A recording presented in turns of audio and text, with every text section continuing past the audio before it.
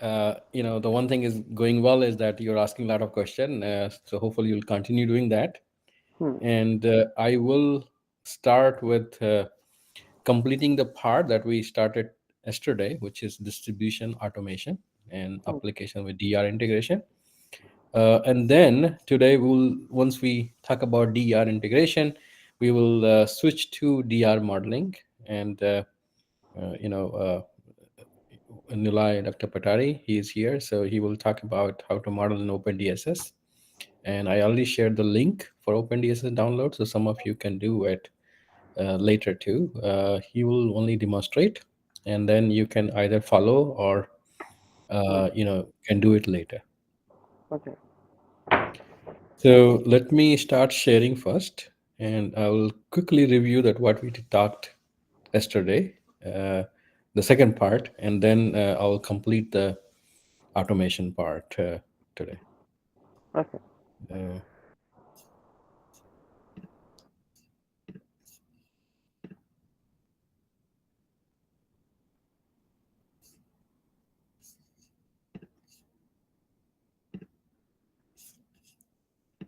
okay, hopefully you can see my screen. Okay.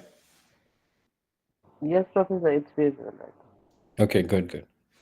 All right. So we discussed about automation part yesterday, and I talked about different components. Then I talked about different, you know, things and component and system to expect in distribution system, right? So it could be three phase, single phase, unbalanced.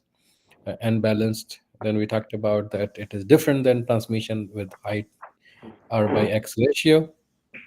Then we discussed about substation, transformers, circuit breakers, feeders, sectionalizing switches, and it has a different purpose with reclosure in that.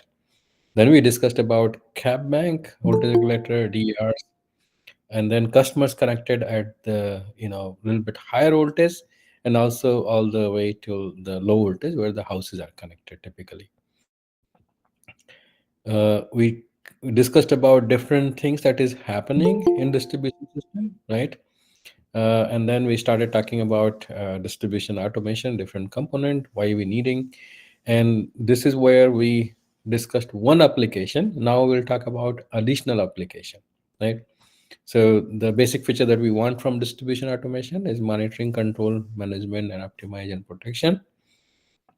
And I'm going to continue that part with additional application, right? So we discussed about with automation, multiple application are possible, and we discussed about switching configuration to restore the power, right? So network reconfiguration. This is the part that we discussed, right? This one, network reconfiguration. Now we are going to talk about integrated volt war control, a little bit about remote metering, a little bit about automatic load shedding, and then some part of load management and trouble call management system, and then we'll end with distribution automation part, and then we'll talk about DERs, right? So again, continuing that, we discussed about different functions that comes with the substation automation, feeder automation, and customer interface automation, right? Which is basically the three phases of, if you look at here, then, substation automation, which is right here above this dotted line. Then the feeder automation, which is this is also a feeder. And then customer interface, which is here, here, right? Which is connected to all these distribution transformer, the other side. So these are all automation, not only here, but also here, right? So there are three different interfaces or digital devices that we can install digital devices and do the automation, right? So at the transmission distribution interface, at the feeder, and then at the customer.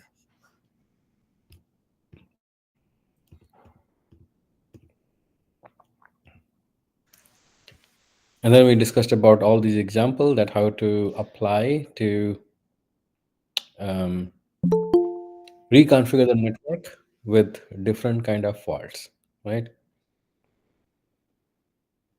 and then we discussed some examples for that.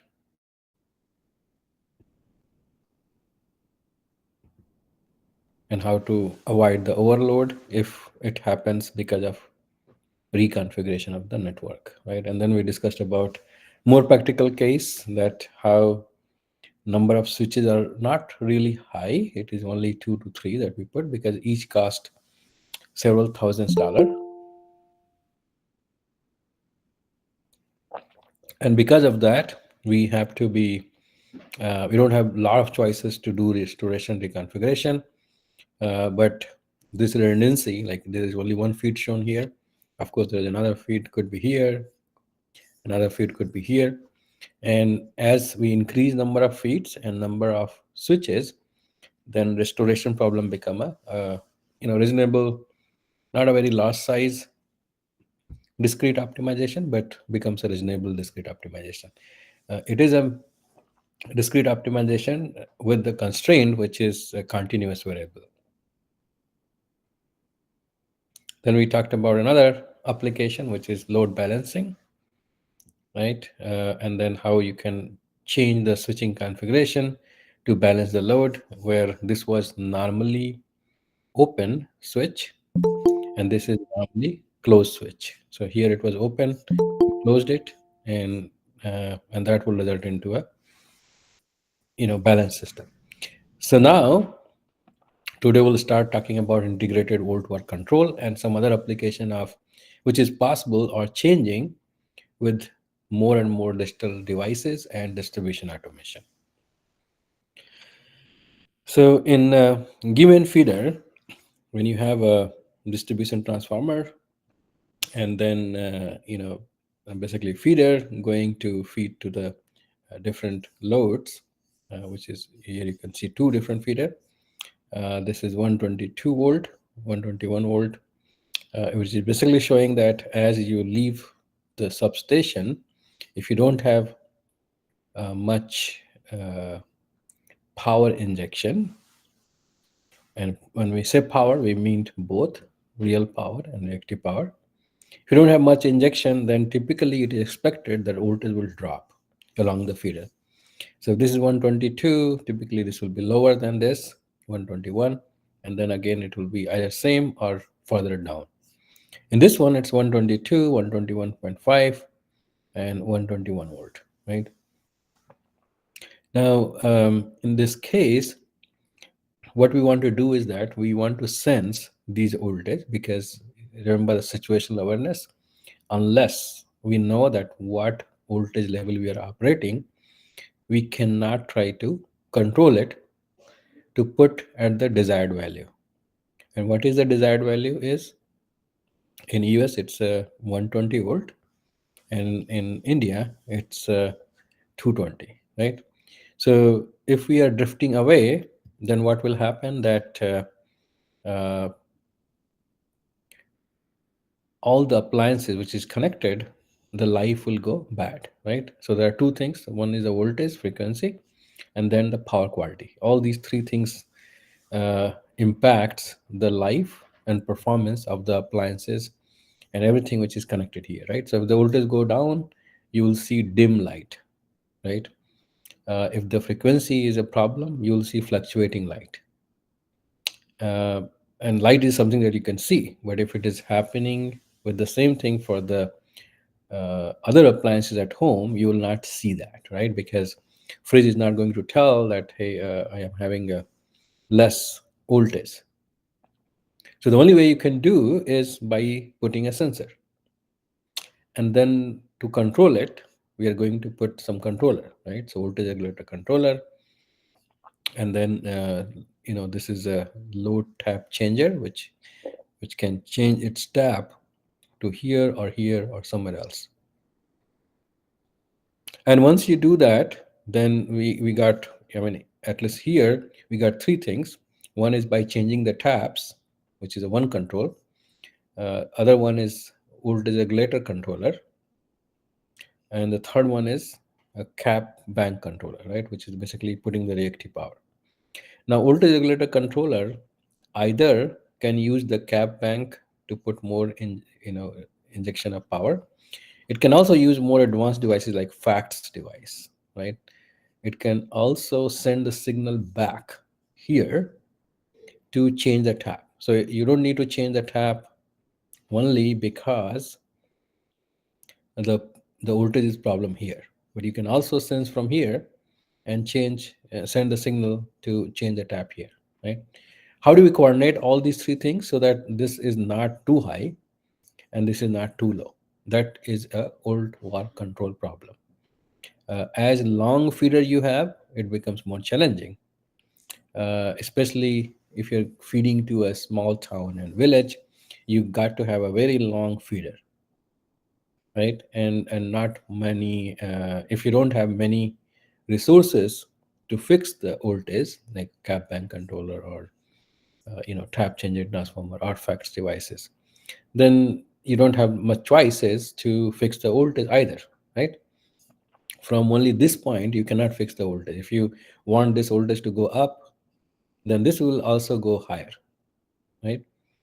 Because the only feed is from this side. Now with DER, everything is different because you are feeding from here, you're feeding from here, and with a multiple feed of resources, just like cap bank will also is feeding reactive power here, right? So or compensating. I think feeding is not a good word for reactive power because we don't. Uh, when you talk about reactive power, it's very different. I mean, uh, the way we have modeled and try to simplify to understand has changed the meaning of reactive power. So we don't feed or don't extract reactive power. Reactive power is basically energy being exchanged between capacitor and inductor. And because it's exchange, which means that it's being to and fro, it is causing extra current being flowed on the line, and that is causing the voltage drop, right? So that to and fro of if there's no inductor, there's no react capacitance, there will be no reactive power, right? So when we say that we are putting cap bank, we are compensating the inductance nature of the system by putting a cap bank. So we don't feed, we compensate by cap bank. Here, we are changing the tap so that the ratio is changing from V1 to V2, and that's how we are raising the voltage or lowering the voltage. Because if you change the ratio and this side is same, which is not exactly correct, but let's say this side is same always, V1 is same, then V2, which is the secondary side, can change slightly. So this is a control problem we got, and then we have a cap bank, we have voltage regulators, we have FACTS devices, which is rare in distribution system, but there are some defects now, which is called distribution facts, and it is at least here we do have several installed in the distribution system. And then we have to decide that we want continuous control, which means that every time voltage drops, I'm going to switch in and out, or we want to long-term scheduling of switching and tap control, which is actually more common practice. In fact, some of the utility has a manual control that, hey, go every 6 months and change the turn on this cap bank or turn off this cap bank, right? That is the very crude control. And then there are some automation, that's not a distribution automation though. If there is a distribution automation exist, then we are going for a more finer control and try to change, you know, at least one time in a day for cap bank. You don't want too many switching because there is a switching cost associated with uh, this. Any switch that we turn on and turn off, it will make the life of switch going less. So we don't want too much switching either. But 1 or 2 times a day for cap bank is okay, and several times a day for tap changer is okay. If you have a defects, which is again distribution flexible AC transmission system, which is not even much applicable for distribution because it has a transmission facts, but defects is distribution facts, which is nothing but inverter control, inverter based control cap and inductance, right? So the way you configure that is going to compensate positive or negative reactive power. And with the power electronics, we can do it several times a day, right? Because it is not causing us that much cost of life of switch being bad.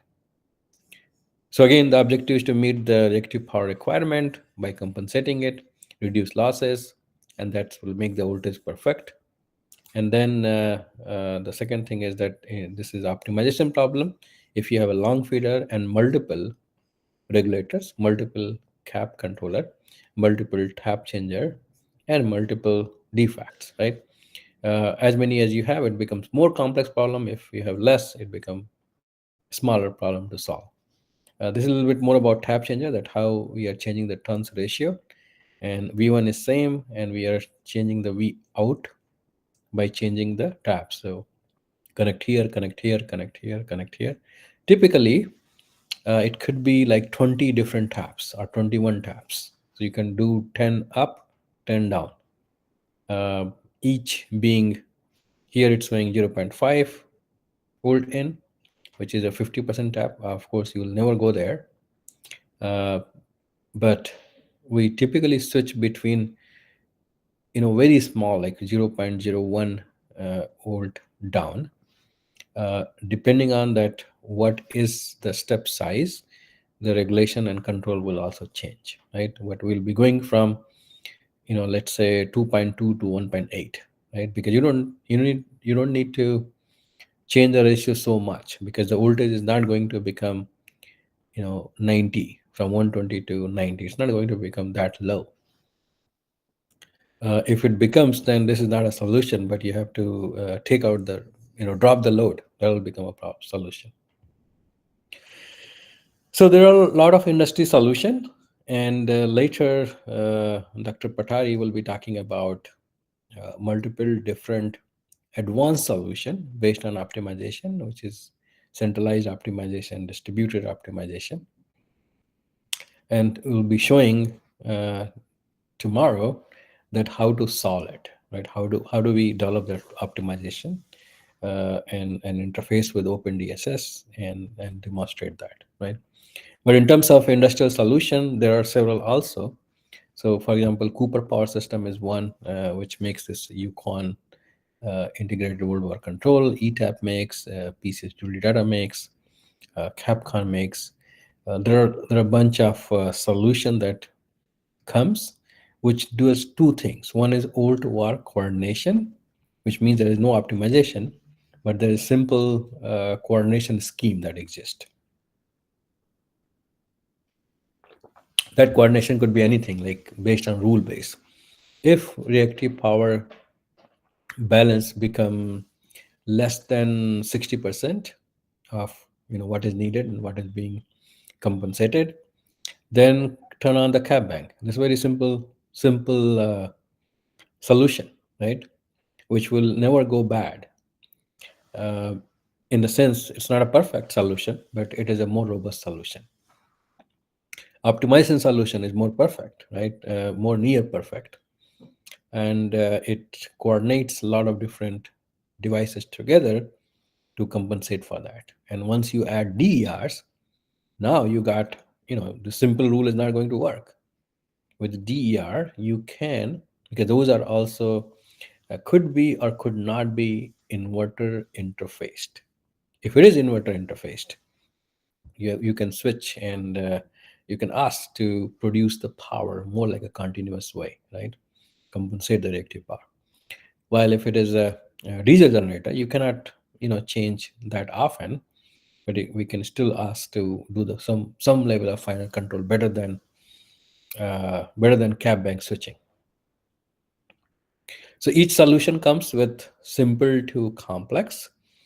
I would say that complex solution is only possible if you have sensing and control and computing, right? Without these three things right there, uh, or at the control center, some computing which will send the signal back.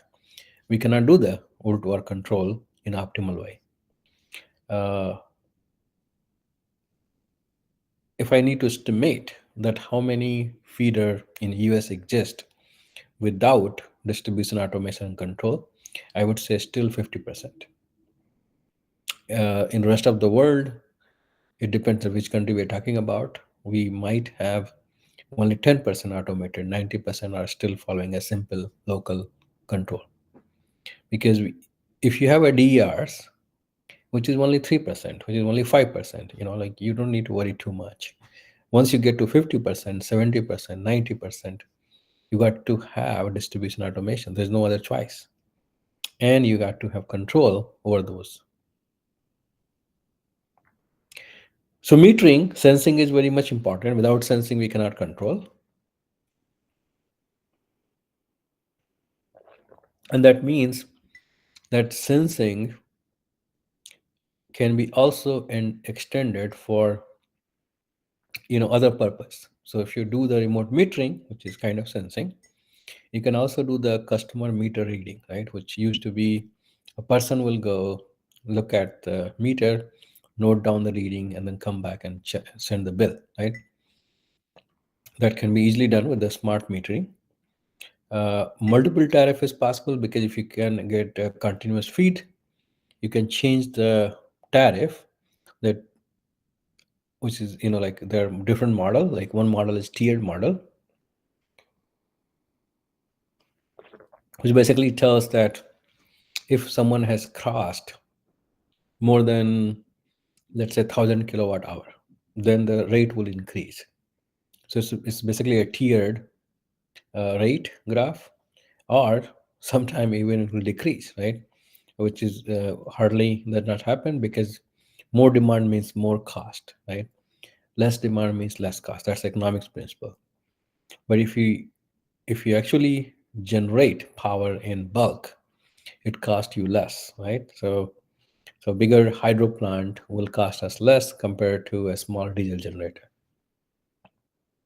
per kilowatt hour, right? We're not talking about bulk price, but we're talking about per kilowatt hour price, which is more concerning for the customer. With remote metering, we can also detect if someone is trying to temper meter and doing the, trying to lower their bill by doing some action which is not allowed. And then smart metering is more justified for the high value customers, or like industrial and the bigger customers, which is consuming more power.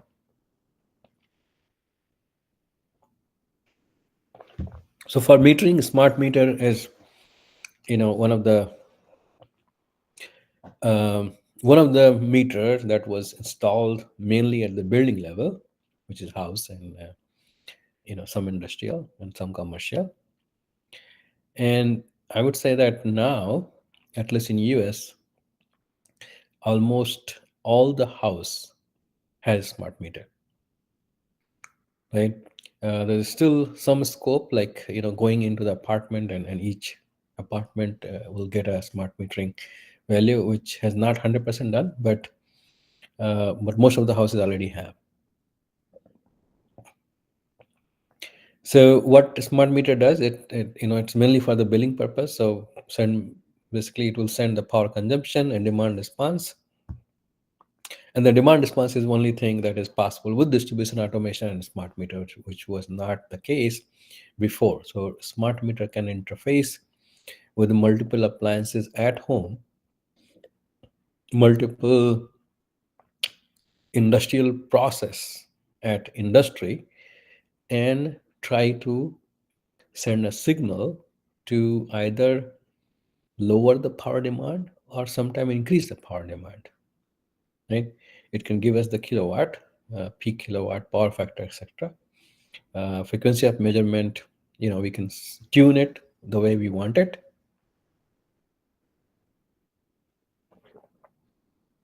It has to be at least monthly because we have to send the monthly bill. But it could be as fast as 15 minutes or 5 minutes. Data is there. It's all about how much we can afford. Because if you increase the frequency, we have to change the computing cost, we have to change the communication cost, we have to change the processing cost.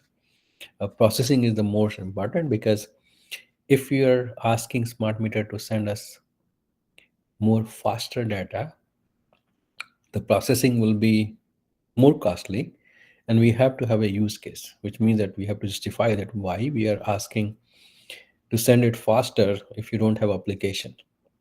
And if you have application, then how do we use that? For example, the smart meter when installed, it was for billing purpose.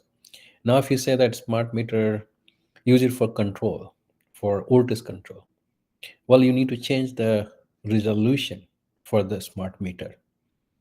It is not going to be accurate enough for voltage control unless you set it up in that way.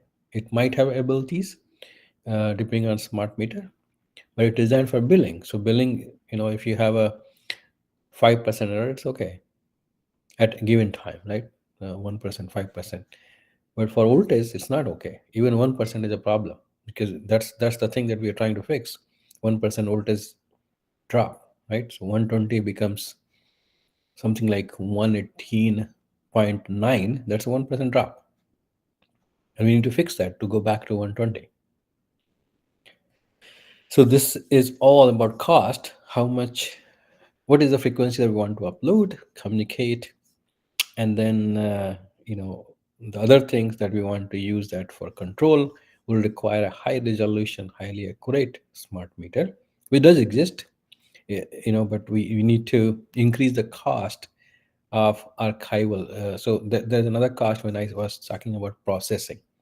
So processing the data at smart meter, you can locally store, which is a data point, not at the smart meter, but at the data point, collection point, and you can excuse the data. Basically, you can uh, archive the data by condensing it and not ask report if it is not changing by, let's say, 0.1%, because we don't need higher resolution. So which means the data will be the same, and when you ask the reading, it will only store once and report the same thing again and again, because it has changed, but the dead band or threshold of change was low enough. While if you want for control, the dead band is much lower, right? So if you're saying that voltage has changed by 0.1 volt, it is not important much for billing. But for control, we want even if it changed by 0.05 volt, right? Otherwise, we will not be able to control in a good way.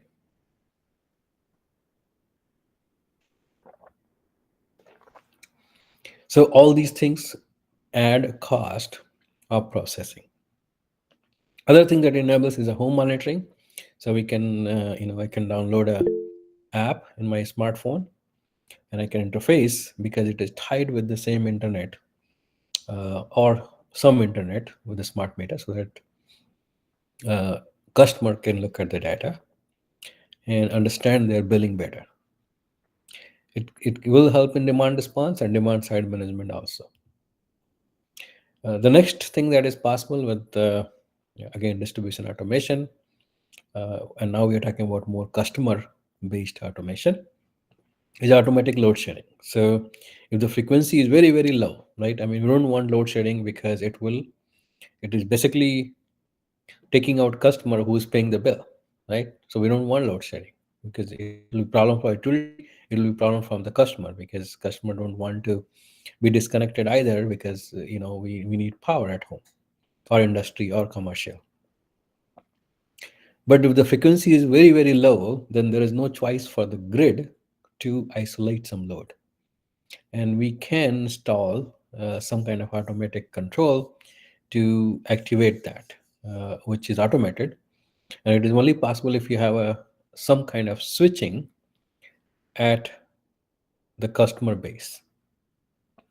And then sensing those frequency through a sensor, in this case transducer, and then also load shedding based on not only frequency drop but looking at other thing, current loading condition, priority of the load. You don't want a big load to which is ready to pay more if there's a market to disconnect. And then there's this closed loop function at the RTU level, which will also help in the load shedding. We sometimes we need to do the power cuts, which is intermittent, right? So it is for 2 hours, 3 hours. Why? Because we have less power generated compared to demand. That can happen in very hot day, summer day, or something like when we have a generator out for the maintenance. So for that, we need to have this rotation of power cuts and automatic load shedding based on these scheduling. Instead of sending a person to do that, we can do that remotely operated switches and rotate the power to different feeder or part of the feeder for the load management. So this is, for example, 7 to 8, one of these feeder will lose the power while other three will have, and then we can change it again.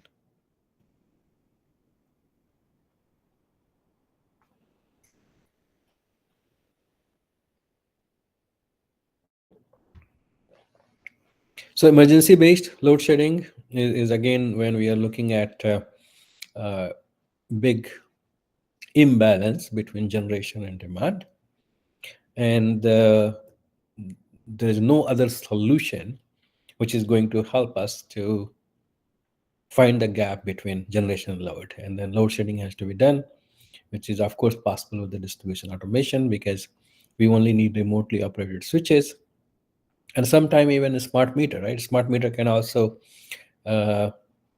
switch the load in and switch the load out, which is more common in Europe uh, in compared to like US. I mean, we don't use that smart meter to disconnect and connect unless someone is moving in and out of the house or in and out of the apartment, and they request that. So the shedding is based on, of course, the current load magnitude, priority of the load, and then time when it was last shed, right? So we are not being unfair to someone.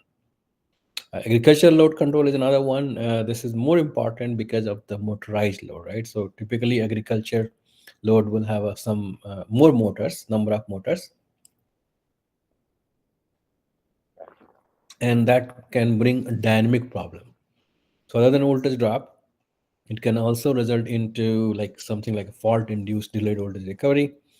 We don't have time to discuss a lot about that, but this is one of the dynamic voltage stability phenomena that can happen. And typically we observe those where there is agriculture load. Why? Because there's a pump involved, induction motor, and then it is typically remotely. It is typically operating a little bit far from generation center, and those two combination cause the delayed voltage recovery after the fault. So agriculture load has a different schedule, and we can categorize that into a different agriculture load that need to be shed. Again, it is only needed if there is an imbalance, right? Otherwise, we don't need to do that. And then based on that, we have to do and inform them so they are ready to do their agricultural job as needed. Trouble call management system is the only way that we know that there is a power outage and what is the outage area. So most of the outage management system, ADMS, DMS, has this feature where manually or automatically we can map a customer who is calling for outage of power or some other complaints.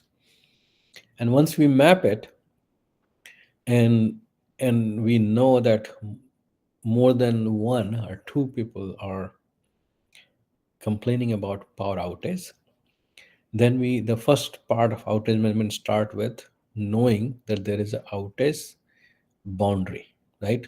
If there's only one customer, there is a fuse blown, probably, or if there is more than one customer, then there is a this,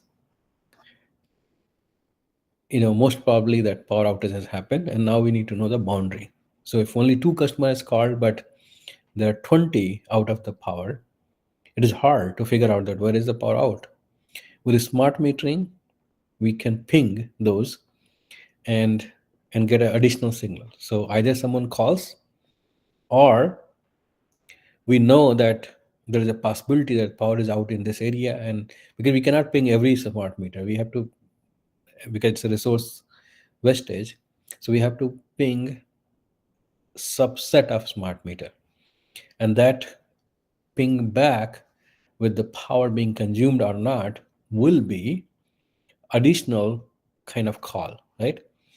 And with that, it will be easier to decide that where is the outage, right? So that's one of the research area actually. Some people have published on this, including some of my paper refer to that. Um, and with this one, we can determine the source of interruption, which is the second step. Like once we do the outage area, then we have to find out the root cause. But before finding the root cause, we will do all these things, which is we talked about automated switching in and out using reclosure, right? And after three reclosing signal, it will close out. And then restoration through switching, right? We already talked about that. But this is about determining the outage area and then the duration. So what are the different benefit of all these three things: substation automation, feeder automation, customer interface automation? The first one is that with substation automation, we can actually reduce the cost of several different things.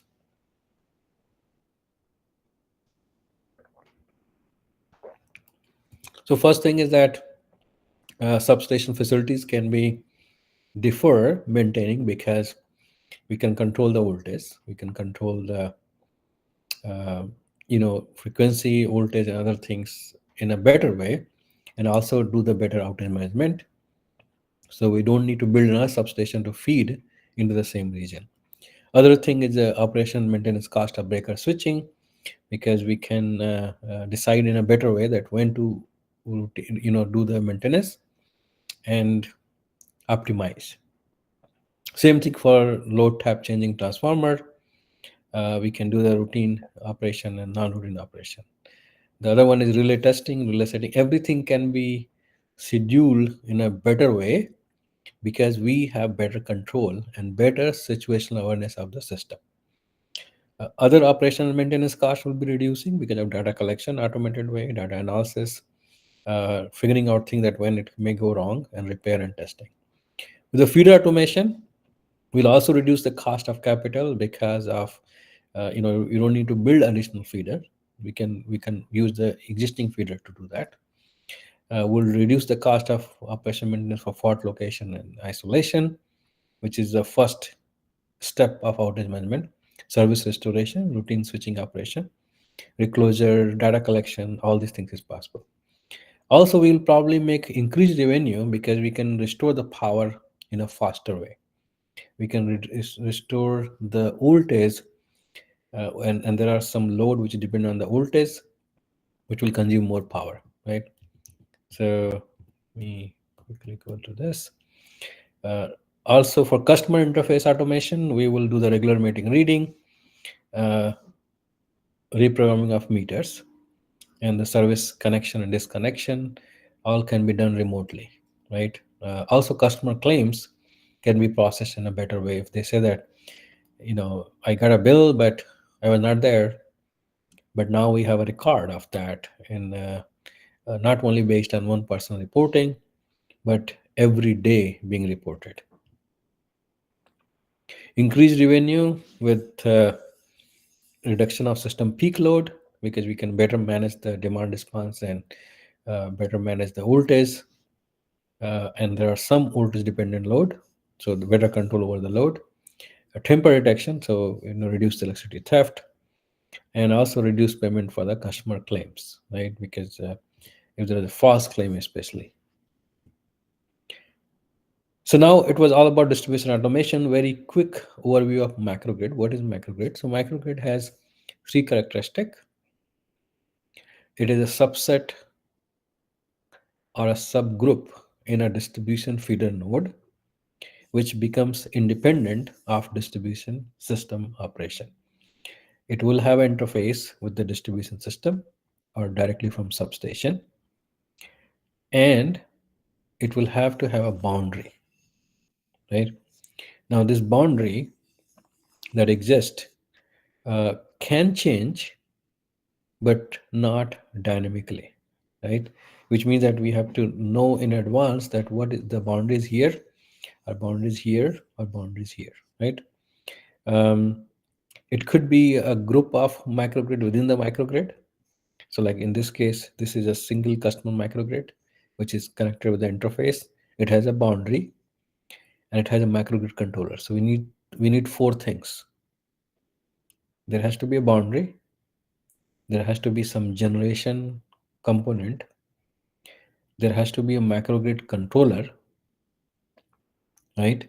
And the fourth thing is ability to connect and disconnect automatically.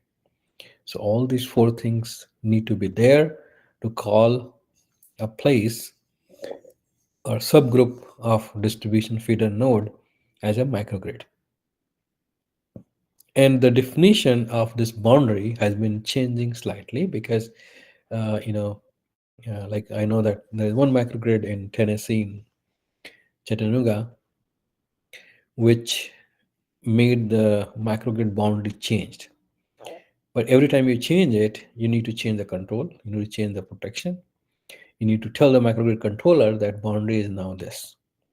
You need to tell the distribution feeder operator that this is the boundary. So it's not easy. And that's why it has to be predefined, because protection cannot change dynamically without a significant cost. To keep the cost low, we have to have the protection predefined with boundary 1, boundary 2. And then it knows that, okay, now we are in boundary 2, so my protection setting has changed to the boundary 2 condition. Same thing for control, voltage control, frequency control, everything need to know that where is the boundary and now what I need to control.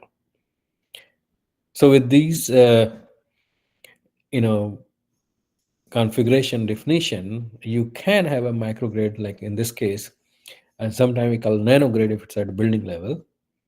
And within the macro, you can also isolate this one.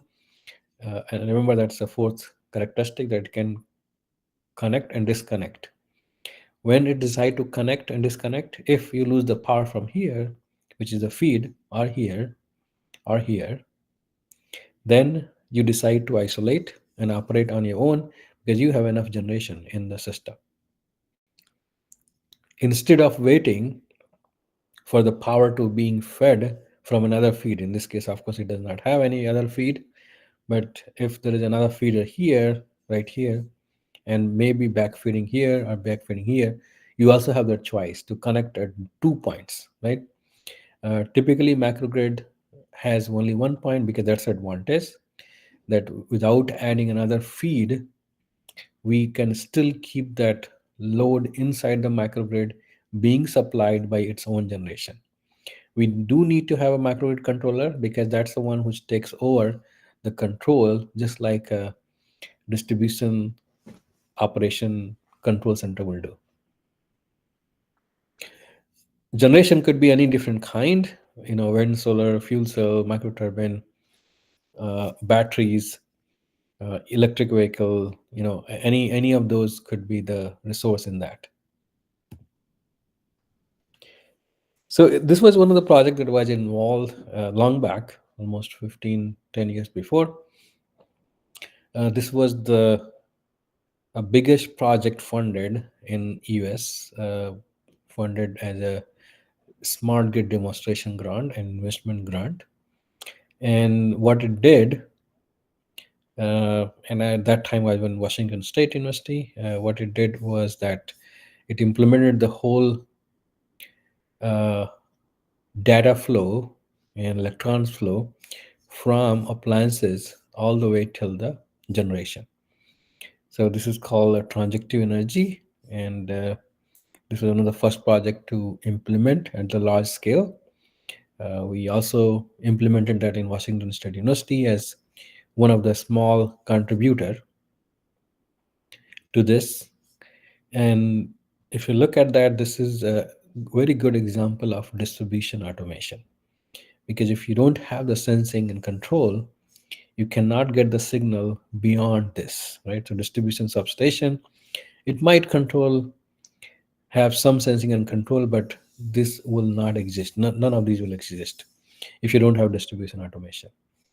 And with that, you have to, um, and this was 168 million project, right? So a lot of money with the demonstration in multiple places.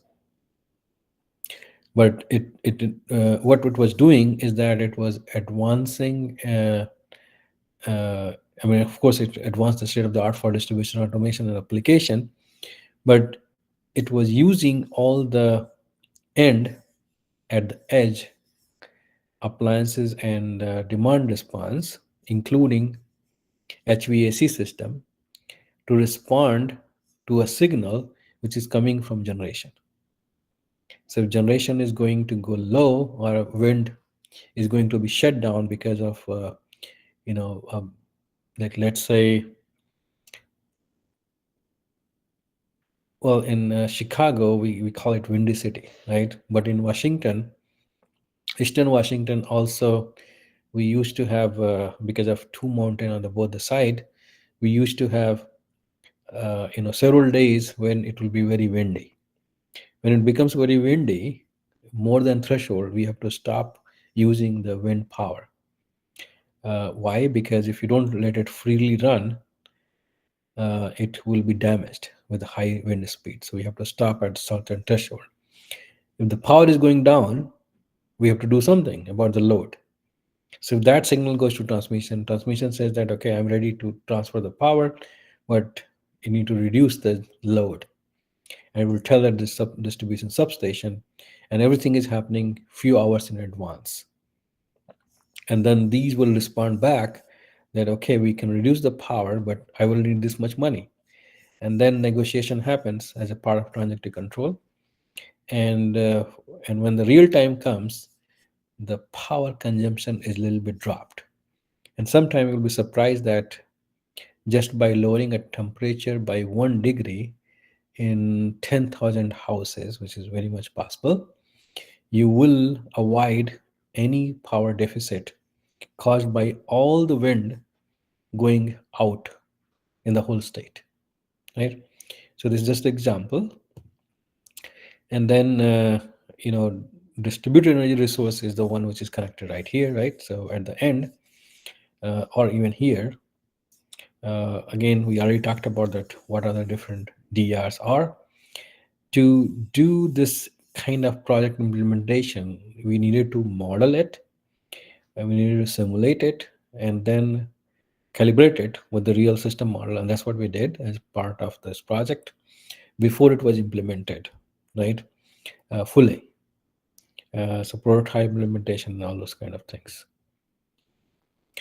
So by adding DERs, which will be added different part of the feeder, uh, what happens that everything that we have been talking about, distribution automation, feeder automation, and then customer automation, now you have a more number of data points and more number of control points, which is more important, control points, an ability to do the same thing with added state and control variable, right? It is going to help in some way, it is not going to help in some way. Both happens, and that's what we'll be talking more and more about rest of the course. We still need all of these which already exist, protection. I was talking about some distribution fax device, so this is one of those, StatCon. We have to have a wind, which is utility scale. We have to have a wind and other distributed energy resources, which is at the feeder level. We have to have an automatic voltage regulator, In this case, it's changing the tap changer. It can change other things too. Um, we have to have a network information system, relay setting tool, SCADA, distribution management system, and now DERMS, which is DR management system. We'll have a microgrid somewhere, and all these things need to work together with the same goal: economics, reliability, security, resiliency. So with the DR control, we get additional level of control levels within the DRs, and the one is primary control, which is converter level or inverter level control, right? So there's a current and voltage control loop, which has to be locally controlled because it's not directly controlled from the outside. So inverter comes with its own control, but these loop can be utilized. There's a group control. Sometime in solar we have this maximum power tracking control, which is basically might adjust the pitch of solar, uh, which is not necessary that we always have maximum power tracking. But MPPT control is a control logic which might exist to maximize the power being consumed, being generated. And then group control is basically looking at the frequency and adjusting the power output. And then we have a harmonic and unbalanced control that can be done at the converter level. Secondary level will be more like a microgrid level part of microgrid energy management system, with optimal power sharing and balancing between the different resources, storage, charging and discharging, island detection management, voltage and stability control with that. And then the tertiary control will be at distribution system level, which will be at the DMS and ADMS level. Now, some of these, this is just the example, so it does not. You can also think in terms of substation level control, which will be another control layer here, which which is not directly controlled by ADMS but reported to ADMS. So you have another device, control device, which is automated, but the substation, right? So you can add another layer into that, and then tertiary control. It will come to the forecasting load, solar, wind, optimal power management, reconfiguration, fault detection. A lot of these things we already talked about: reconfiguration, service restoration, and then transactive market signal level. All of these has to work together with the protection. And sometimes you have a mix of AC and DC. Again, that makes a little bit more complex, but like I said, that all of these DR, microgrid, substation automation, customer automation, um, it brings different features which is helping us to do something. But it is a system. It is a system of subsystems. And as many subsystem we add, system operation itself still need to coordinate for the same goal. And that goal is become more and more complex and more flexible. So flexibility is a good thing, but it also brings the complexity. And with inverter level control, the possibility of control is kind of endless. You can, the one thing that I always say with the DER, you can take the real power in, you can produce the reactive power out. I mean, that kind of flexibility was never possible, but now it's possible. And and that flexibility make our optimization more complex, right? If you want to do that. And a lot of time utility is shy away from these because this flexibility, control and everything exist, but do we really want that? Because we can take this control, but it is making my job more complex. So it's a complexity versus efficiency versus economics and versus performance goal, that which is again reliability, security and resiliency. So that's a big question, something to think about, that how we develop. Of course there are solutions for that, which can look at this multiple criteria and still keep the system going. Okay, so I'll stop here. We can look at the questions if you have any, and then we'll let Dr. Patari talk about more DR and then OpenDSS.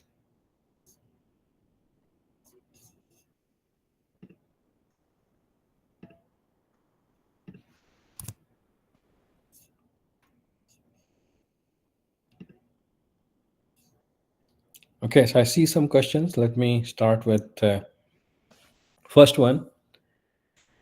Smart meter is mainly for giving readings, and control can be done by only sophisticated smart meter. Yeah, so that is actually correct.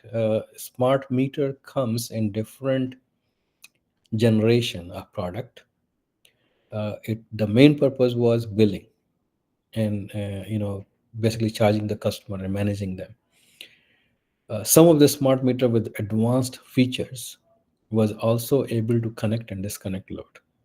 And then there was more advanced meter which will allow to run the app, and that app will basically help the customers. And then the last thing was ability to use that sensing, and the only control it can do is at least most of the smart meter which exist now is connect and disconnect the load. uh, unless you add more and more control devices into and operated by a smart meter, it cannot do more than that. And because of that, the control is for voltage. Another thing, it is only acting like a sensor, and then control has to be in other devices, right? So it can tell you that what is the voltage at the customer level, what was not possible to know exactly, right, in the past. But the main purpose is billing, and if you want to do more things, we need to set a process and communicate uh, and add more things differently.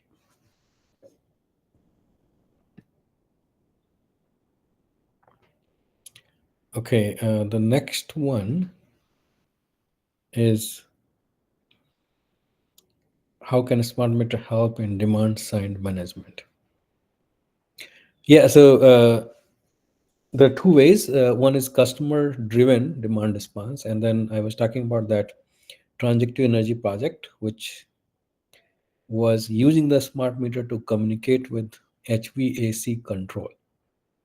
And HVAC control need to be automated also. The conventional HVAC system is not going to talk to a smart meter, and the smart meter is not going to talk with the utility unless you have that controller at HVAC. You have to add more control to your fridge, to your dishwasher. And then your smart meter will help to talk to them and give them signal that the cost is more high. Can you reduce demand? And if we allow as a customer that, okay, you can, and there are a lot of these things that Dr. Patari is going to talk also about demand response, direct demand response versus indirect demand response. And with that mechanism in place, smart meter is the actually probably the only interface that exists to interface the customer level demand with uh, your utility grid operator, right? Sometime it will be third party if you let them control smart meter and demand response to do that also. Next question I see is the what role does the distribution system operator play in enhancing supervision, control, and security while managing a future network microgrid? So microgrid can be or cannot be uh, managed and controlled by the distribution system operator.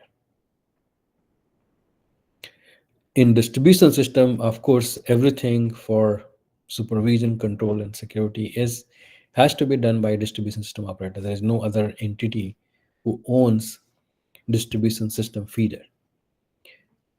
But when the microgrid is being developed, it could be a customer base, right? It could be a third party who will take the node and develop that as a microgrid by installing their own DERs.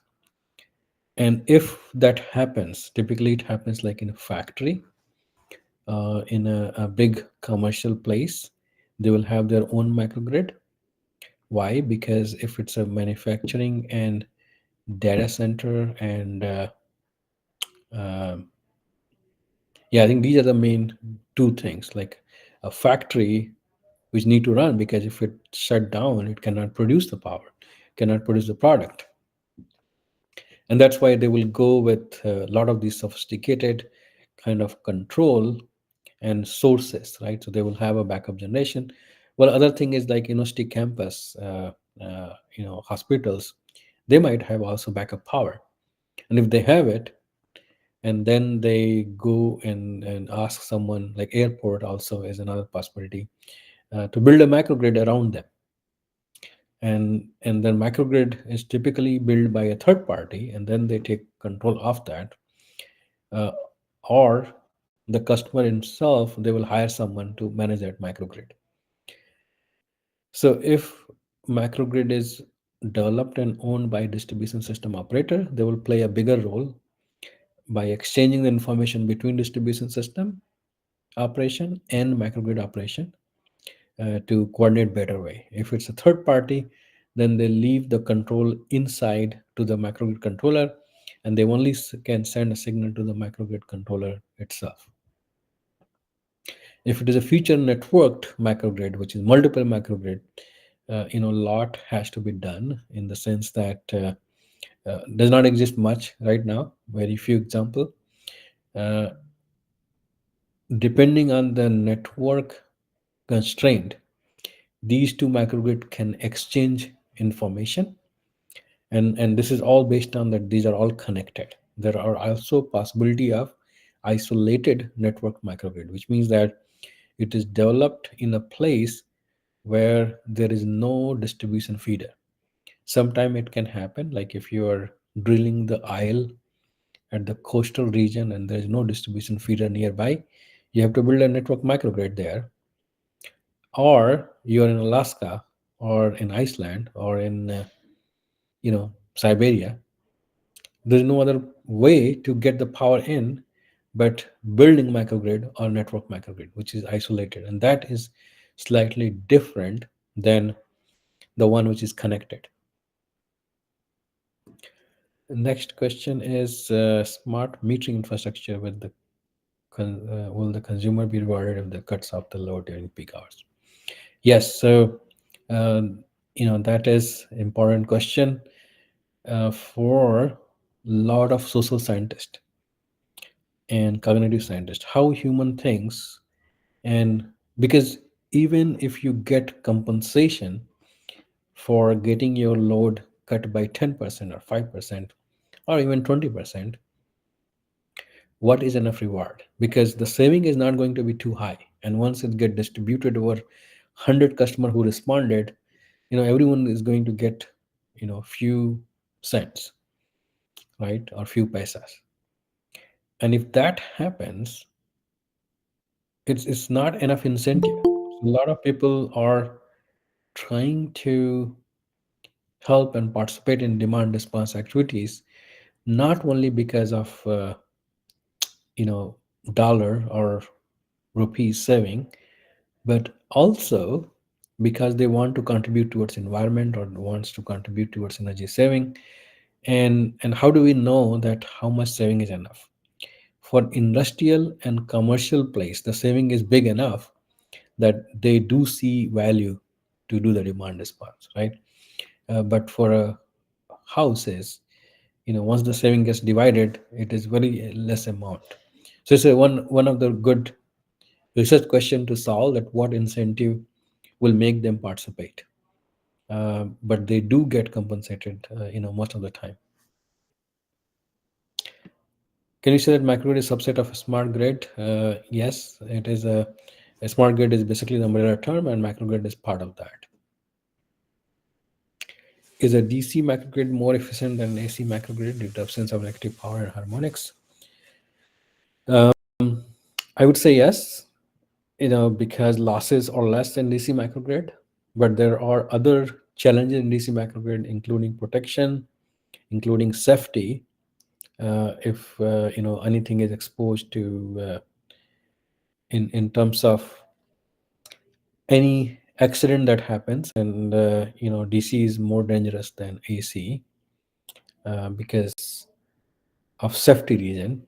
But I think at very low voltage, safety is important, but the protection and off the shelf devices available for DC is a bigger challenge. But in terms of efficiency, it should be more efficient because of less losses. Okay, so I will stop here, and maybe we can take 2 minutes break, and Dr. Patari will start. Okay, sir. So we will take a 2 to 3 minutes break, as you said, and after that, NP Patari, Dr. Patari will start, right? Yes. Yeah. Okay, no problem, sir. Thank you so much. So have a 2 to 3 minutes break, then we will get back. Okay, sounds good. Thanks. Thank you.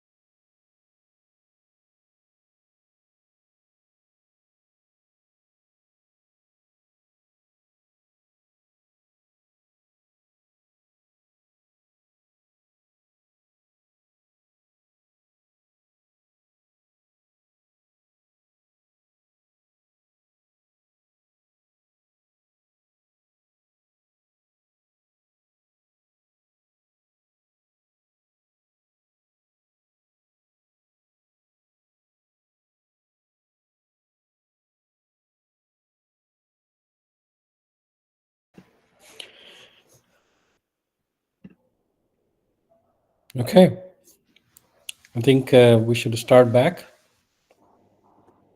Uh, So I'd Sure, request sir. Dr. Kumari to Sure, start. sure. Yeah.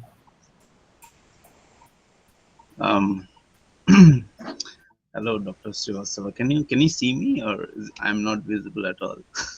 No, we don't see you. Let me check what's going on.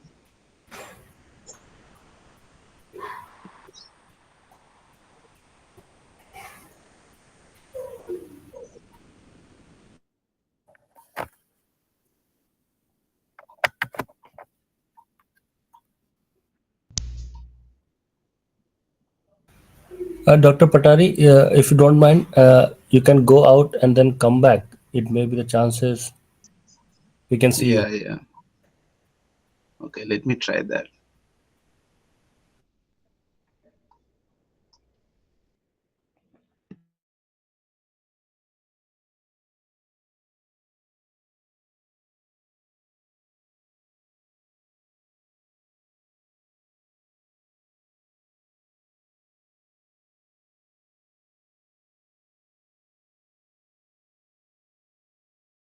And now we see you.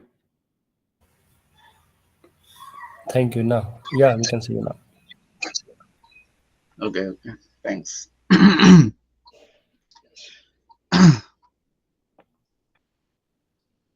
Okay, then I'll start the presentation. So, hi everyone. So I'm Niloy, and I'm a postdoctoral fellow at at West Virginia University. So I work with Dr. Srivastava on distribution system modeling, simulation optimization, and in smart grids mainly. And I would also like to thank Dr. Shukla and Dr. Srivastava for giving me this opportunity.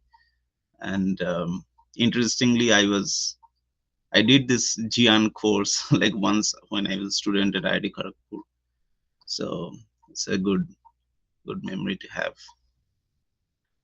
Um, okay, start the presentation.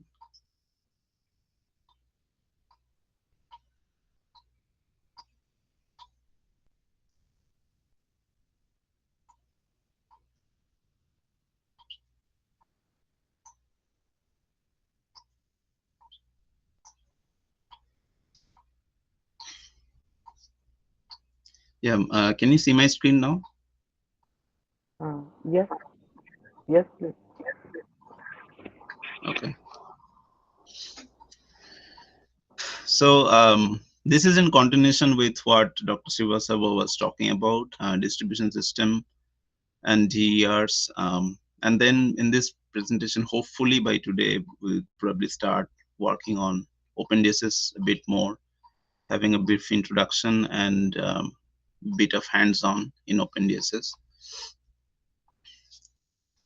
So this is what a DER-rich power grid looks like. So you have the distribution system network. It can have microgrids. It can have different types of DERs in PVs, batteries, and all of those things. When you have microgrids can have their own MEMS, which is microgrid energy management system. And then in order to operate the distribution system properly, optimally, reliably, we have sensors to take measurements of voltages, power, or other states. And then we have SCADA, which is important for us to communicate and to work on different set points. We have cyber infrastructure, which helps us with information exchange, and obviously we can have cybersecurity issues there. And we have this ADMS or DERMS. ADMS is the Advanced Distribution Management System. So we have like a control center in distribution grids as well, which can feed multiple feeders. And in the ADMS, we try to solve any problems like voltage problems or other different kinds of problems. And the power system operators at the ADMS will take their actions, and those actions will be relayed back to certain controllers, and the controllers will try to change the power system states. So we have DERs, we have microgrids, and we have other different kinds of power system controllers that can be directly, controlled from the ADMS, or they can have local control as well. And so this is how a distribution grid generally works. And on the top of that, you can have different kinds of applications. So you can do some kind of optimization and apply that on DERs, DER controllers. So resiliency metric, resiliency is another term which is used nowadays in power systems, because we can have extreme weather conditions, we can have natural disasters where under those situations we have a certain part of the power system network which goes out, right? So then how do we serve those customers, or how can we bring back electricity to them so that they can go on with their everyday lives? And so there is research on that as well. I am not very resiliency is pretty big in the US, but I'm not very sure about resiliency being used a lot in India as of right now. And then we have obviously cyber resiliency, cyber security. We have decision support tools. So in ADMS, we have these huge screens where operators can look into voltages or different power system states throughout the network. But there are certain tools as well. Tools in the sense that whenever any kind of transients that happen or any kinds of anomalies that happen in the system, these tools can detect those anomalies, detect those problems, and present back to the operators. So these decision support tools will give great visualization, or help the operators with the right interpretation of those events. Um, so this is what a typical radial distribution system looks like. So so whatever comes after the distribution substation, we can kind of call it as distribution system. So suppose in the city of Jammu, you can have 2-3 substations, distribution substations. From each distribution substation, you can have multiple feeders which will be feeding the city. Now those feeders, those are the feeder models that we'll be using in OpenDSS. So so in a feeder, there are two sections. One is the primary feeder and the other one is the secondary feeder. So primary feeder is the one which has a little bit more voltage in the range of 4.16 kV. So in the substation, you have a voltage, so the voltage is boosted down, so from 13.2 kV to 4.16 kV, and the primary section of the feeder carries that power in that 4.16 kV line. And then that 4.16 kV line, the power flowing from the 4.16 kV line can be supplied to big industries or commercial loads. But our houses run on 120 or 240 volts. I think it's 240 volts in India. So we again have to bring that 4.16 kV down to 240 volts, right? So that is done on the secondary side. So right before electricity is supplied to the houses, we have another service transformer or house transformer, which brings the voltage down from 4.16 to 240 volts or 480 volts. And that is where the secondary distribution network starts. So from the house transformer to each of individual houses, we have the secondary distribution network. So secondary distribution network will probably have different line parameters, right? The distribution lines will be different in their properties, different in their spacings and everything. While the primary side, distribution lines will have a different property, right? And typically, distribution systems are radial in nature. Radial in nature in the sense that it's not meshed like transmission systems. So it's kind of unidirectional, flowing from the substation to each houses. So it always flows in one way. But um, but but if you have DERs like PV systems and all, PV systems may be strong enough to send power in a different direction, and it is bidirectional. But so bidirectional and radial are different things. But what I mean by radial is that there is a start and there is an end of a line. And distribution systems in general are pretty unbalanced because you have three phases, and in each of the three phases you can have different amounts of loads. Generally, utilities try to balance that load, but under different circumstances you can have great bit of unbalance in each all of the phases. The other property that we have is high R by X ratio. It means that in transmission systems we have low R by X ratio, meaning that we have low, the resistance is to reactance ratio is pretty low. So you have a very good coupling between active power flows and the voltage bus angles, and good coupling between reactive power flows and voltage magnitudes.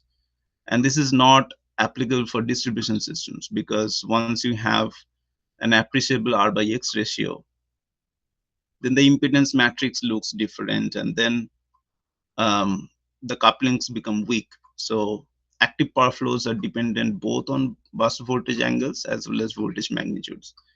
And this is the same for reactive power flows as well. And the different components that we have for distribution systems, as you can see here, we have substations, we have transformers. So there are different places where we can have transformers. So we can have a substation transformer which brings down the voltage from 13.2 to 4.16 kV.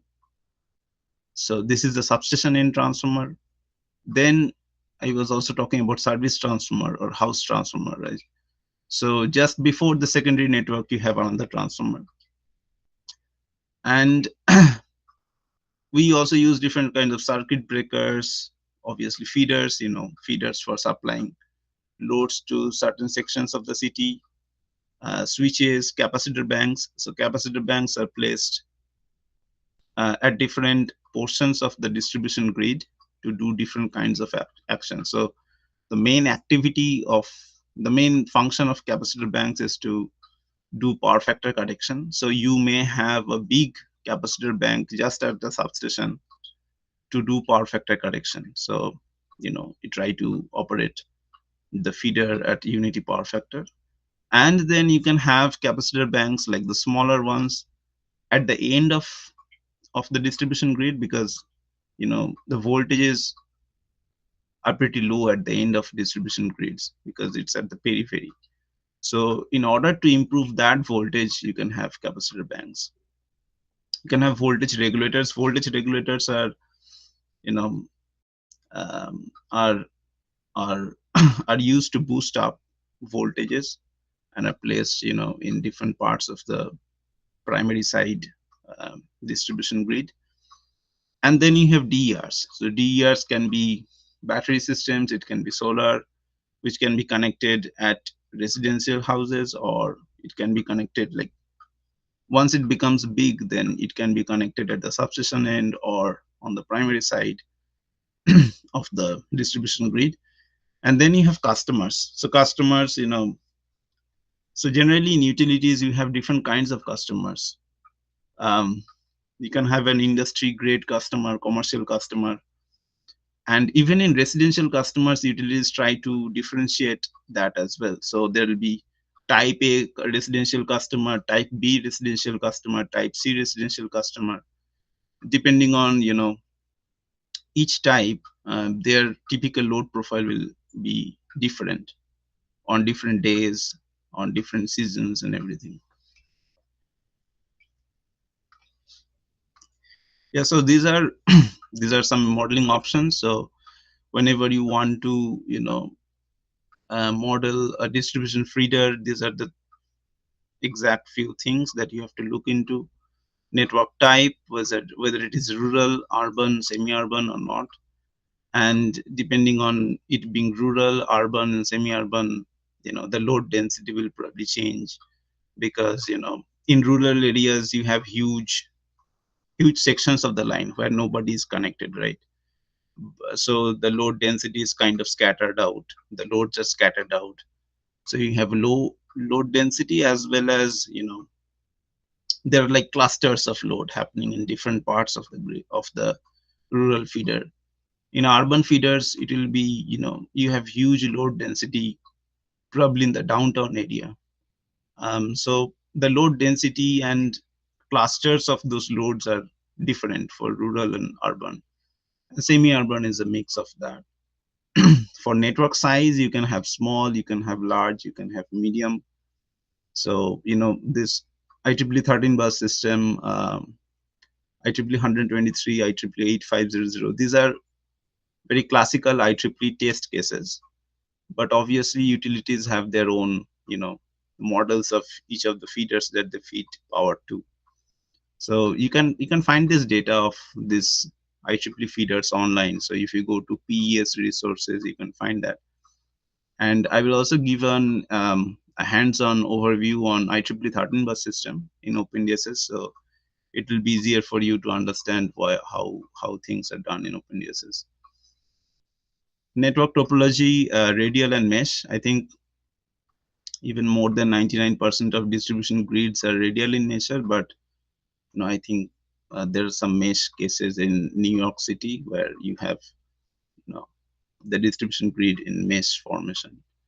And secondary network, secondary network is the same that I talked, like when you have multiple houses, you have to supply power to those houses, and you have a service transformer, house transformer, and from that house transformer to each of those houses, that part of the distribution grid is called the secondary network. Control device, it's a voltage regulator, capacitor bank, DERs, you have PV storage, and you have on the top, you have the cyber layer. So cyber layer is the way the communication infrastructure has been set up, whether this is local, centralized, or hierarchical, anything. So cyber infrastructure defines how each of these points are connected, like DERs, ADMS, and there can be an hacker who can hack into those layers and then do some anomalies which can be detrimental to the grid.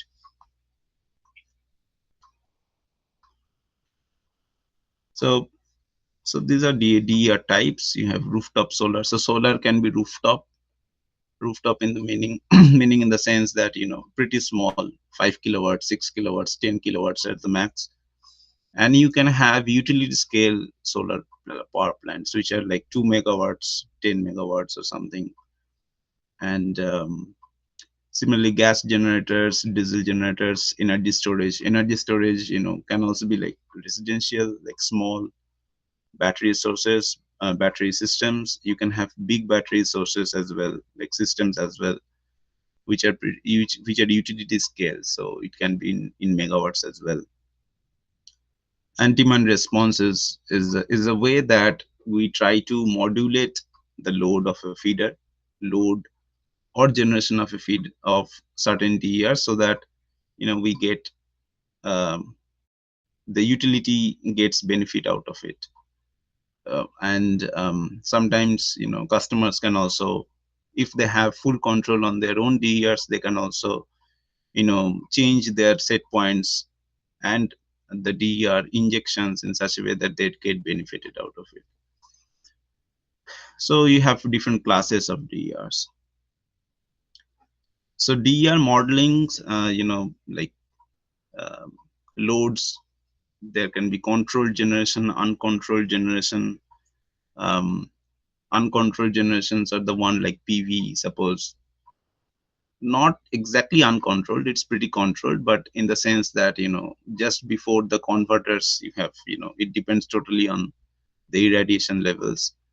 And controlled generation, nowadays we have a lot of power electronics, and obviously the classical generators will have their own control strategies.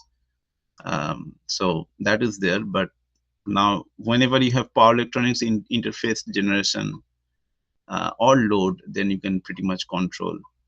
Again, it obviously depends on the power electronic switch types, but generally they can be controlled to operate in certain regions of operation.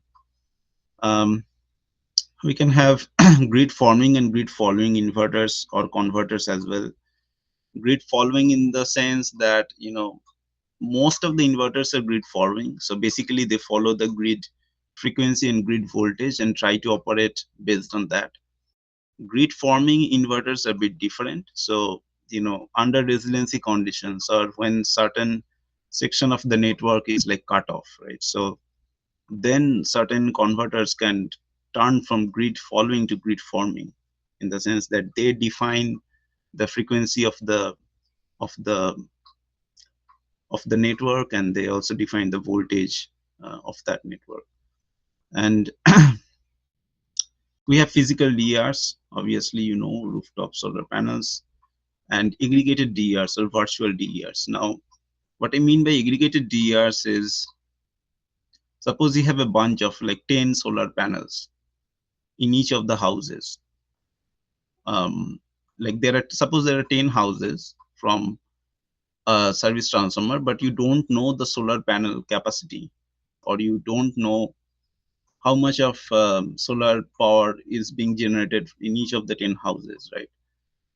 Because you don't have dedicated meters in each of the houses, so you don't know. So you have 1 meter on the service transformer side. So then you have to kind of estimate and aggregate those PV generations, right? And so that you can model the feeder properly. So those are some, so there is no solar panel as such at the service transformer level, but you are estimating and trying to aggregate them in such a way that your model is a better representation of how the feeder is. So let me check the time. Okay, so these are different types of energy storage systems. So battery energy storage, it can have, you can have mechanical storage systems like in the form of flywheel. So flywheel is basically, where you save or store a lot of energy in its rotational energy form. And similarly, pumped hydro will have its own. Battery energy storage can be lithium ion and all other different technologies that we have. So we can have a lot of thermal storage as well. So thermal storage is, basically you are storing that in form of thermal energy, and whenever you use it, you can transform that into electrical or any other sources of energy. And chemical, in the sense that fuel cell and all of these are chemical. So hydrogen energy storage, and all of this. You can have electrical as well, which is capacitors, supercapacitors, and semiconductor storage devices. So in every kind of storage, energy storage devices will have a management system. So what the management system does is that it is responsible to manage the equipment properly and also set up active and reactive power injections coming out from the energy storage. So that is what the management system does. Now, for that management system to operate properly, it has to have all kinds of sensors, right? It has to have all kinds of measurements. So it will sense temperature, it will sense, all other different like voltages, powers, even currents, and they will try to take that sensed values and try to modulate certain parameters or certain variables inside the management system, and come up with a active or reactive power set point so that the battery operates well. So this is what a management system does. And on the top you have definitely the protection system, which is responsible to take any kind of voltage and current protection, fault monitoring, alarms and all of that. And then you also have a cyber system, right, which which is connected in the sense that you sense certain like voltage measurements, send it back to a management system, right? So from that point of sensing to the point where the management system there is, you have a communication infrastructure. So there is where, so whenever you have these connections like communication infrastructure, you have a availability of cyber layer there. And we have a lot of different kinds of applications, right? State estimation meaning in the sense that suppose you have 1 or 2 meters in a battery management system. Now you don't want to place meters at every other possible points, right? So then you have to estimate certain parameters. So if the voltage looks like this, then probably we'll estimate the current to be like this. So I'm giving an example, but the estimation can be done on state of charge, it can be done on state of health. So there are different kind of estimated parameters or estimated variables that we have to use to manage the battery properly. Health indicators in the sense that, if the battery is pretty new, we say that the health is pretty good, like 100%. But after a few months or years of operation, the health can go really down, right? So then if the health is really down, then we have to change the battery and probably use it in a different application, or we have to throw it away. And then we also have charge control, voltage balancer, and all of this. So we have the battery management system will have everything inside it. So it will have a computation functionality as well. So sense different parameters or different states, and then you do all of this on the side, come up with a solution, and give it back to the converter set points.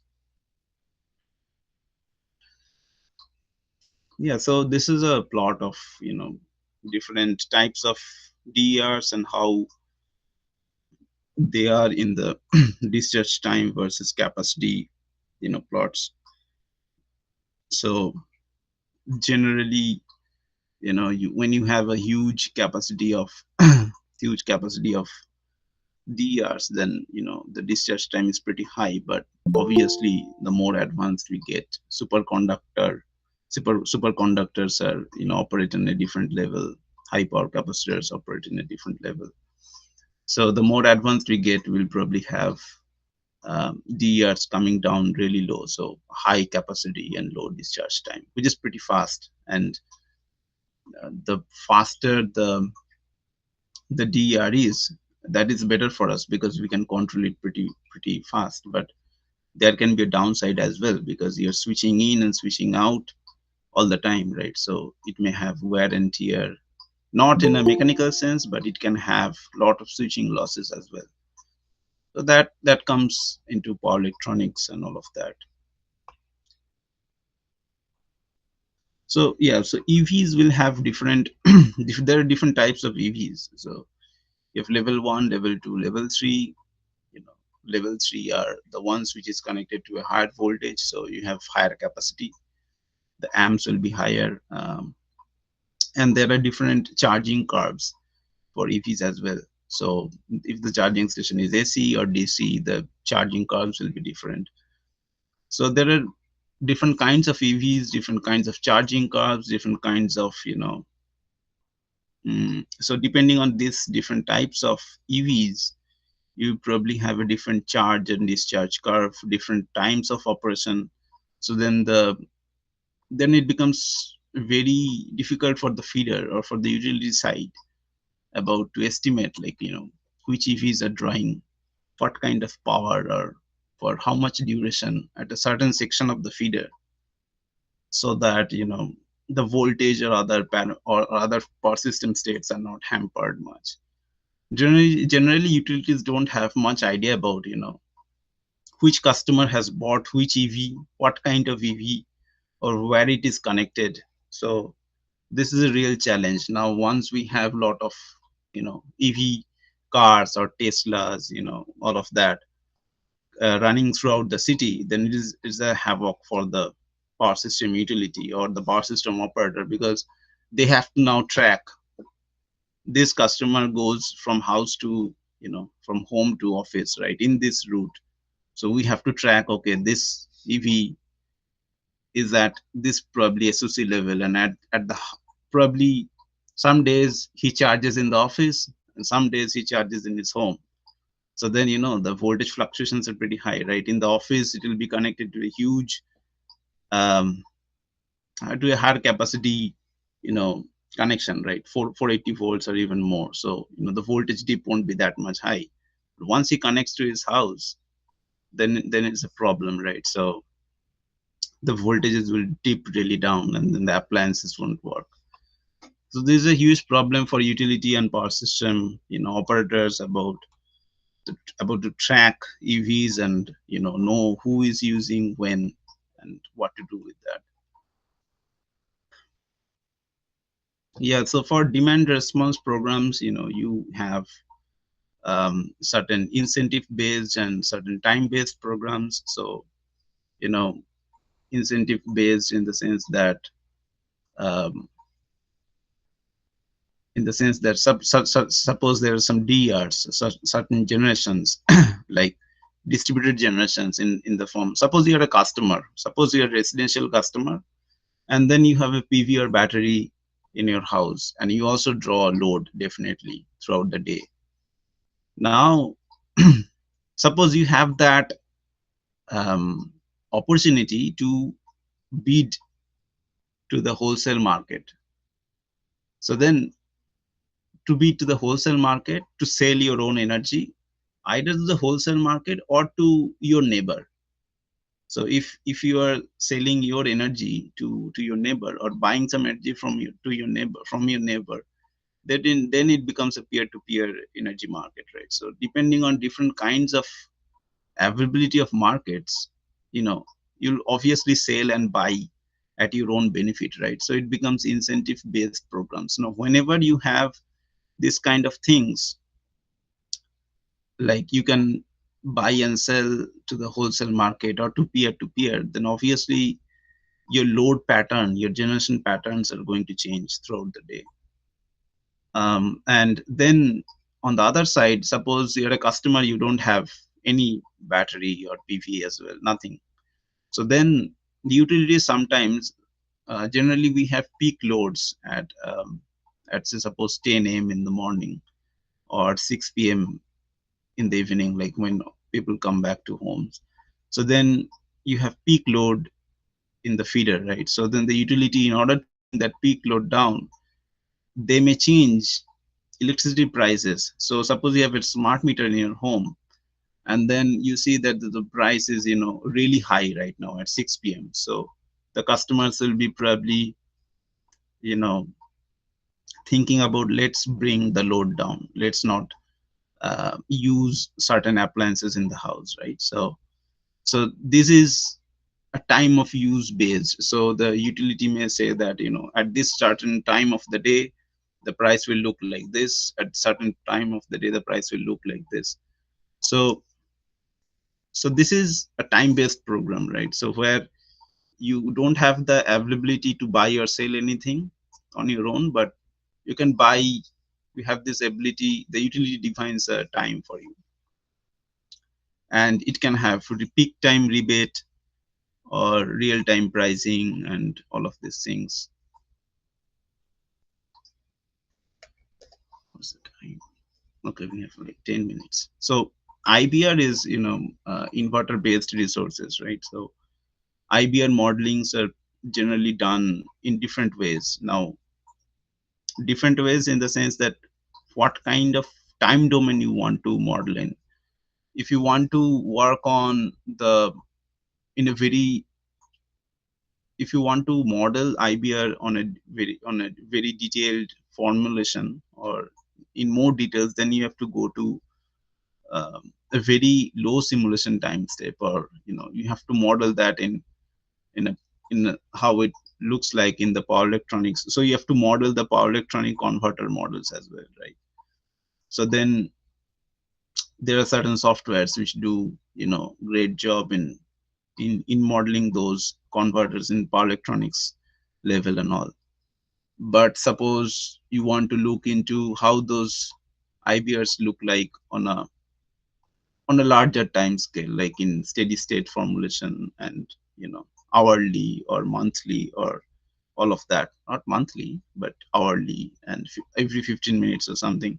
So then you have to look into, on a more of steady state modeling things. Now, we'll talk about this more in OpenDSS. So OpenDSS is a very steady state distribution system simulator. So it doesn't do a great job for dynamics because it is not invented, or it is not its expertise doesn't lie in dynamics and all of that. Though OpenDSS is doing a lot of advancements right now, and probably people will be looking more into that.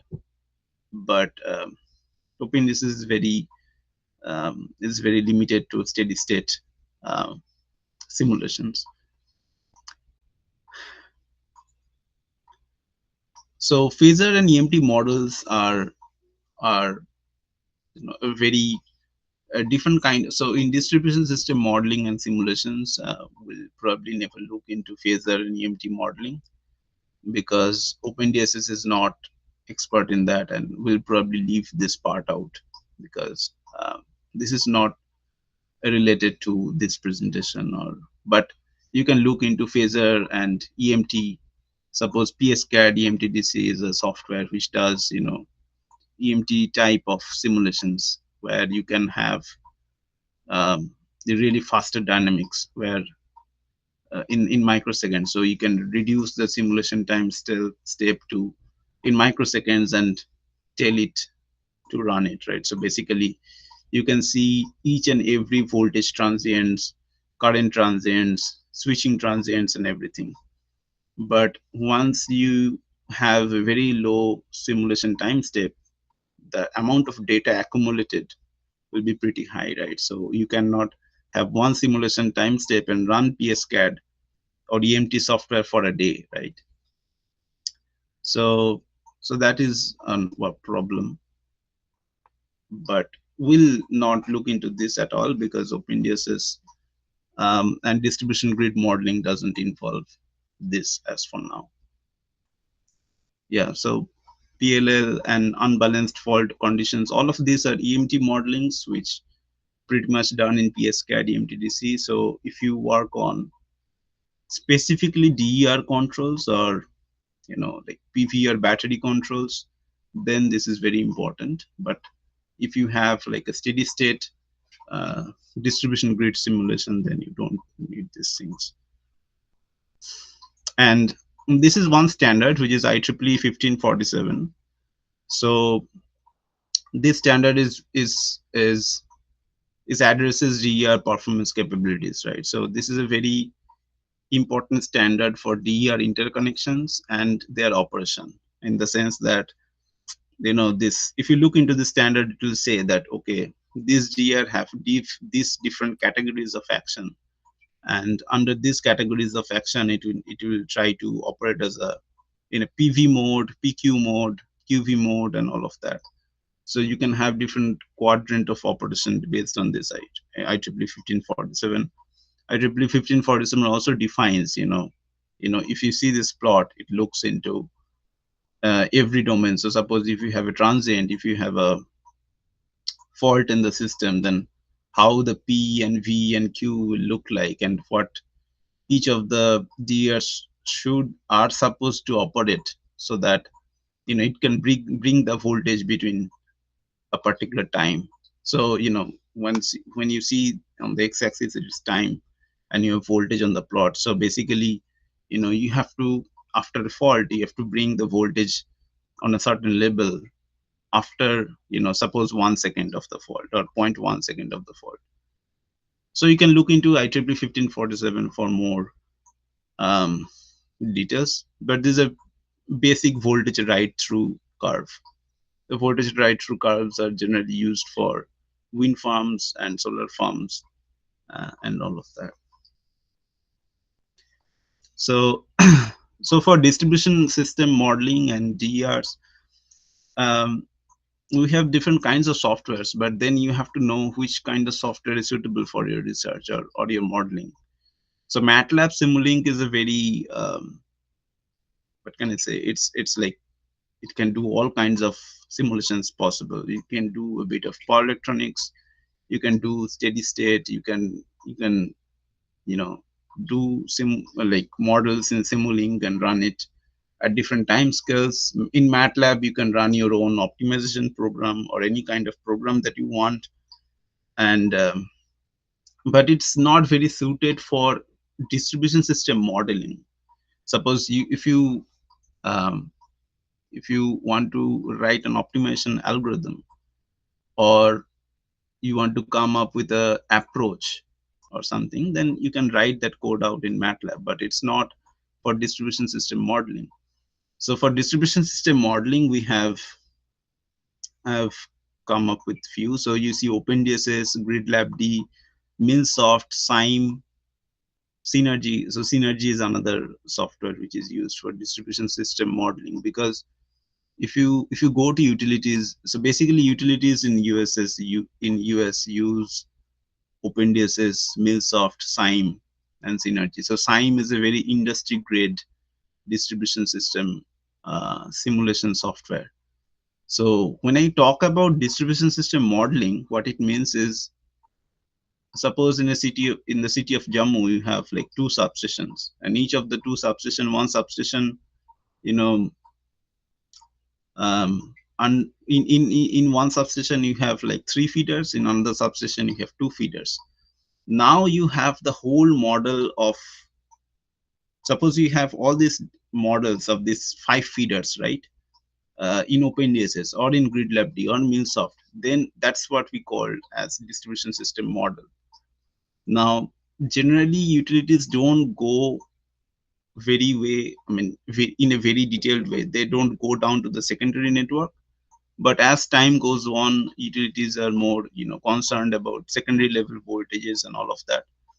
But these particular softwares, OpenDSS, GridLabD, MilSoft, SIME, and Synergy, these are distribution system modeling softwares where you can model a distribution system on your own.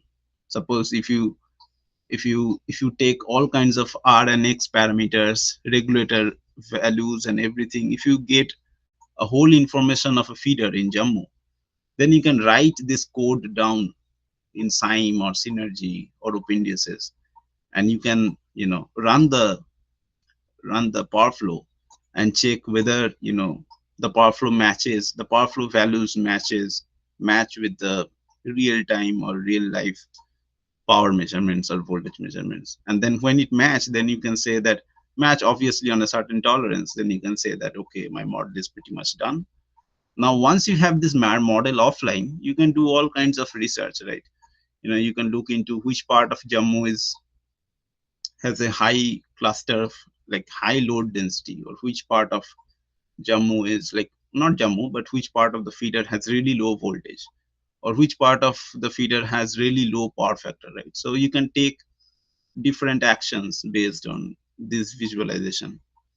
SIME is an industry grade software. MilSoft is also kind of like that, but MilSoft is not that popular. Synergy is another software which is also industry grade.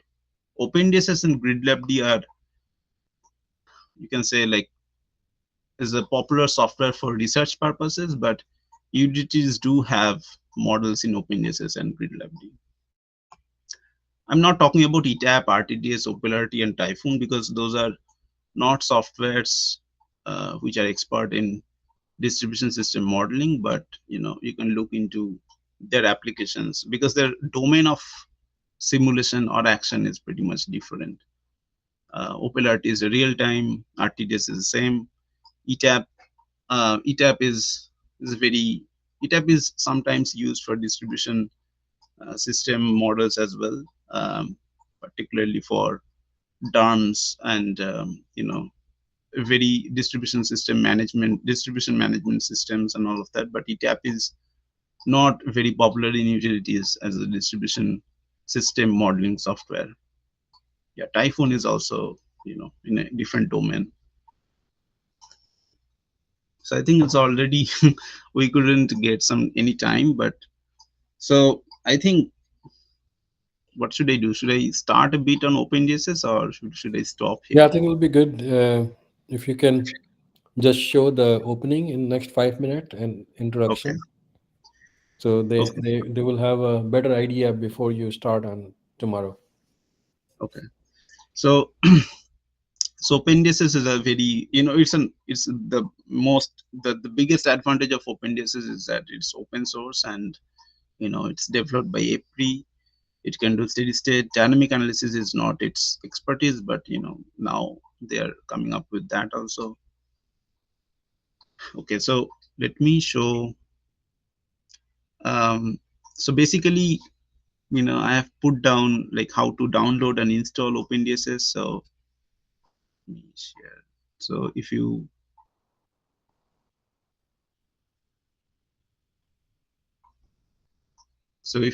you search for OpenDSS right here online, you get to SourceForge, you go to download it, and this is how pretty much it is. I mean, it's not very complicated. And then once you download, then let's see.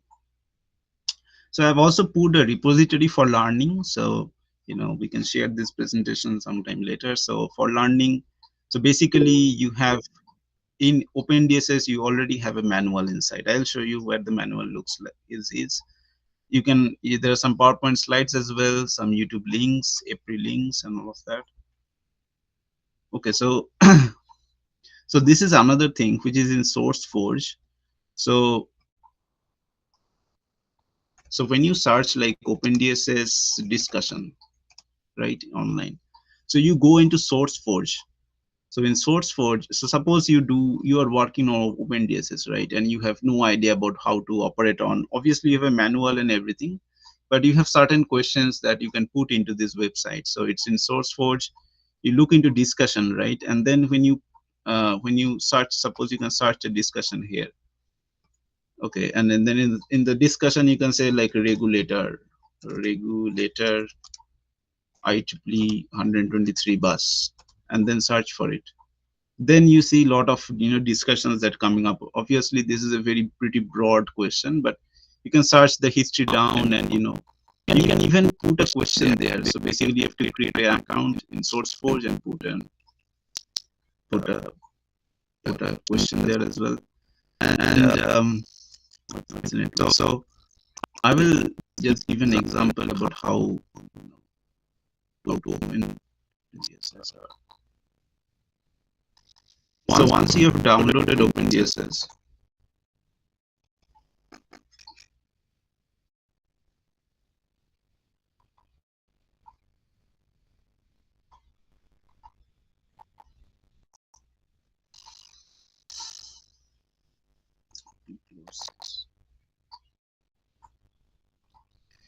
so once you download OpenDSS, then let me show the.